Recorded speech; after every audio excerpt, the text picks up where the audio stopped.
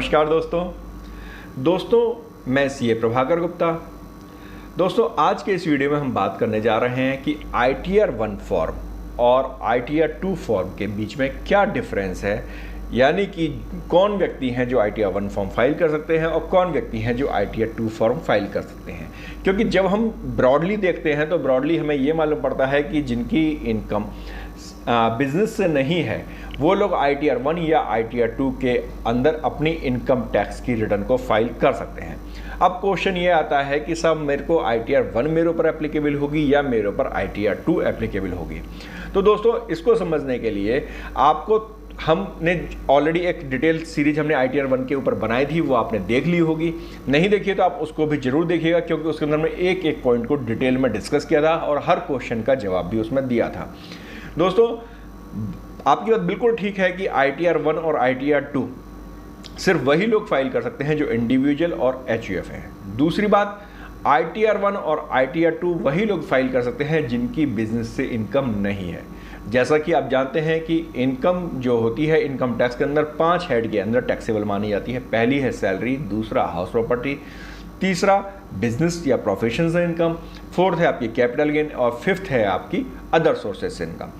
तो यदि आपकी बिजनेस और प्रोफेशन से इनकम है तो ना तो आप ITR 1 फाइल कर सकते हैं और ना ही आप ITR 2 फाइल कर सकते हैं।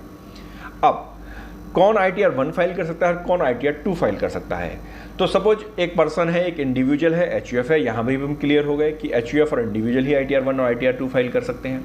तो पॉइंट इज डेट कि भाई मैं चाहे ITR 1 में रिटर्न फाइल करूँ या ITR 2 में फाइल करूँ। क्योंकि एक पॉइंट और आता है जो हमने हर बार आपको वीडियो में बताया है कि यदि आप गलत फॉर्म फाइल कर देंगे, अपनी रिटर्न आप गलत फॉर्म के थ्रू फाइल करेंगे तो उस केस में आपकी रिटर्न रिजेक्ट हो सकती है। तो ITR 1 सबसे पहले हम बात करते हैं ITR 1 की।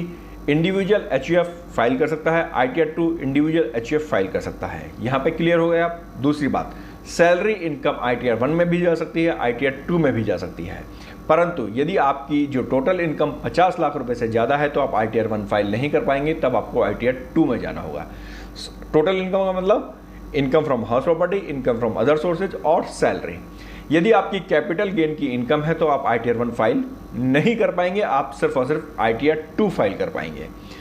यदि आपकी अदर सोर्सेज से इनकम है तो आप ITR 1 भी फाइल कर सकते हैं और ITR 2 भी फाइल कर सकते हैं। परंतु यदि अदर सोर्सेज में आपकी क्या कहते हैं वो गेमिंग से आपकी इनकम आती है, आपकी लॉटरी से इनकम आती है, आपकी हॉर्स रेस से आपकी इनकम आती है, यानी आपने KBC से कोई पैसा जीता या आपने कोई गेम ऐप के थ्रू आपने कोई पैसा जीता, ड्रीम 11 के थ्रू आपने पैसा जीता, उस केस में फिर आप ITR 1 फाइल नहीं कर पाएंगे, फिर आपको ITR 2 फाइल करनी होगी। एग्रीकल्चर इनकम है, यदि आपकी 5000 से कम की इनकम है तो आप ITR 1 फाइल करेंगे, और यदि आपकी इनकम 5000 से ज़्यादा है एग्रीकल्चर की तो आप ITR 2 फाइल करेंगे। यदि आप के पास कोई अनएक्सप्लेन्ड इनकम आती है जो कि अदर सोर्सेज में टैक्सेबल होती है। अनएक्सप्लेन्ड का मतलब कि भाई आपके यहाँ पे रेड पड़ी, आपके यहाँ पे छापा पड़ा, या आपके यहाँ से ऐसी कोई इन्फॉर्मेशन उनको इनकम टैक्स डिपार्टमेंट को मिली जो कि जिसके सोर्स के बारे में, जिसकी इनकम के सोर्स के बारे में आप नहीं बता पाए, तो उसको हम अनएक्सप्लेन्ड इनकम बोलते हैं। और वो अगर आपके यहाँ पे मिलती है तो आप ITR 1 के अंदर अपनी रिटर्न फाइल नहीं कर पाएंगे, आपको ITR 2 के अंदर रिटर्न फाइल करनी होगी। इसी तरह से आप सैलरीड पर्सन हैं, आपका एक से ज़्यादा यदि मकान है तो आप ITR 2 के अंदर रिटर्न फाइल करेंगे, ना कि ITR 1 के अंदर। यदि आप NRI हैं, सैलरीड पर्सन है, तो आप ITR 2 के अंदर रिटर्न फाइल करेंगे, ना कि ITR 1 के अंदर रिटर्न फाइल होगी। इसी प्रकार से यदि आप ऑथराइज सिग्नेटरी हैं किसी बैंक में जो कि आउटसाइड इंडिया में है, नॉर्मली कई बार भाई आपकी इंडिया की कंपनी है, उसकी कोई ब्रांच आउटसाइड इंडिया भी है, वहाँ पर आप जॉब करते हैं और आपकी क्या कहते हैं उस जॉब में आपके पास ये अथॉरिटी है कि आप वहाँ के किसी बैंक में आप ऑथराइज सिग्नेटरी हैं, उस केस में भी आप ITR 1 के अंदर अपनी इनकम टैक्स रिटर्न को फाइल नहीं करेंगे, चाहे आपकी total salary, total income 50 lakh रुपए से कम क्यों ना हो।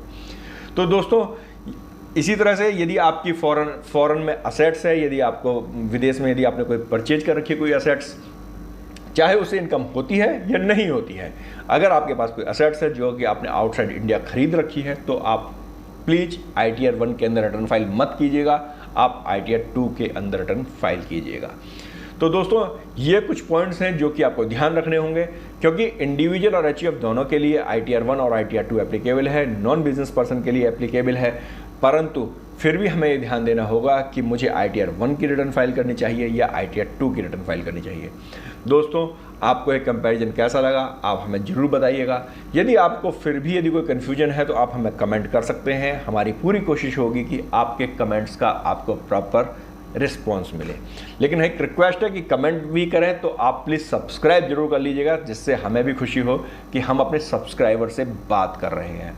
दोस्तों इसी के साथ लेंगे इजाज़त। अगले वीडियो के लिए आप हमारा इंतजार कीजिए। नमस्कार।